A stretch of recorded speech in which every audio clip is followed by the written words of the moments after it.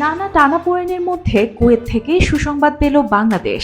সব ধরনের হিমায়িত পোল্ট্রির মাংস, মাংসজাত পণ্য ও ডিম আমদানির ওপর আরোপিত নিষেধাজ্ঞা তুলে নিয়েছে দেশটির সরকার, যা খুলে দিয়েছে দুই দেশের বাণিজ্যিক সম্পর্কে নতুন সম্ভাবনার দ্বার।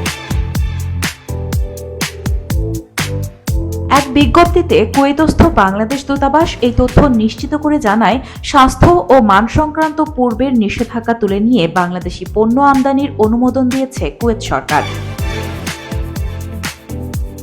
কুয়েতের public authority for food and nutrition Bangladesh থেকে আমদানি করা হিমায়িত পণ্যের স্বাস্থ্যগত ও মান নিয়ন্ত্রণ সংক্রান্ত বিষয়ে সন্তোষজনক অগ্রগতি দেখে এই সিদ্ধান্ত নেয়। নিষেধাজ্ঞা প্রত্যাহারের সিদ্ধান্তকে রপ্তানি খাতের জন্য অত্যন্ত ইতিবাচক হিসেবে দেখছেন কুয়েত প্রবাসী ব্যবসায়ীরা।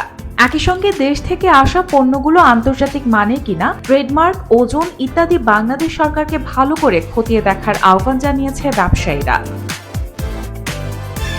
বাংলাদেশ ফ্রোজেন ফুড এক্সপোর্টার্স অ্যাসোসিয়েশনের নেতারা বলছেন, কুয়েত শুধু একটি বাজার নয়, বরং মধ্যপ্রাচ্যের অন্যান্য দেশের জন্য একটি গুরুত্বপূর্ণ প্রবেশদ্বার। কুয়েতের বাজারে পুনরায় প্রবেশের মাধ্যমে সৌদি আরব, কাতার, বাহরাইন ও সংযুক্ত আরব আমিরাতের বাজারেও বাংলাদেশের হিমায়িত পণ্যের চাহিদা বাড়তে পারে।